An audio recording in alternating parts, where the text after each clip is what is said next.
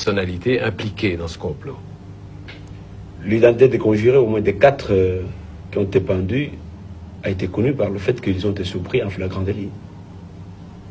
Et les autres, il y en aura bien. D'abord, le fait qu'ils ont été dénoncés par les pendus. Et ceux qui sont dénoncés sont en train de dénoncer encore d'autres. Y en a-t-il beaucoup? Bon, on ne sait pas encore parce que justement on est en train de poursuivre l'instruction. Et puis-je vous demander quelles sont les preuves qui ont été apportées au tribunal militaire d'exception qui a statué sur leur cas?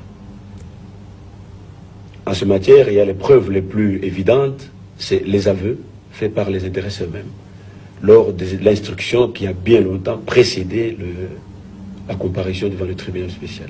Puis-je vous demander quels sont les faits particuliers qui ont motivé la sévérité du tribunal d'exception?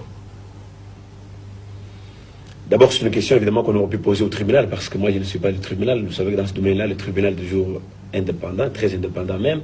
Mais il y a l'opinion surtout. Vous savez que l'opinion était très émue, l'opinion congolaise, au moment où le pays est en train d'entamer une guerre acharnée pour son indépendance économique, des connivences avec même les intéressés. Ces gens voulaient alors renverser le régime. C'est comme ça que le pays était très ému, très affecté par les coups. Et étant donné que les juges sont des hommes, évidemment, ils ont été influencés par la même...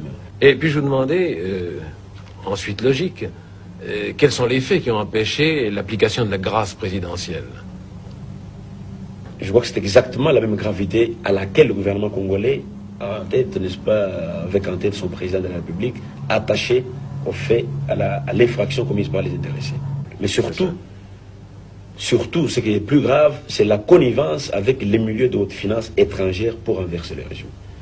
Ces mêmes milieux de haute finance étrangère que nous combattons pour les intérêts supérieurs de la nation.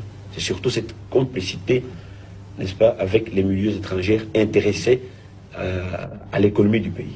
Mais cette complicité, vous la supposez ou vous en avez des preuves? On a des preuves, on l'a souvent déclaré. Ce n'est pas pour rien que le premier secrétaire d'ambassade de Belgique, qui est plus intéressé dans l'affaire, a été expulsé du pays.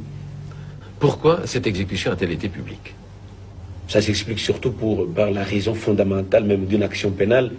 L'action pénale ne doit pas être toujours répressive, mais elle doit aussi être préventive. Éducative. Il faut qu'on prévienne, éducative, oui, préventive aussi, qu'on prévienne tous ceux qui, non seulement étaient dans le coup, mais tous ceux qui aussi attendaient leur tour pour y passer, pour qu'ils puissent y voir avec quelle sévérité on finit ces genres d'infractions. On punit ces genres d'infractions. Rendu public au lendemain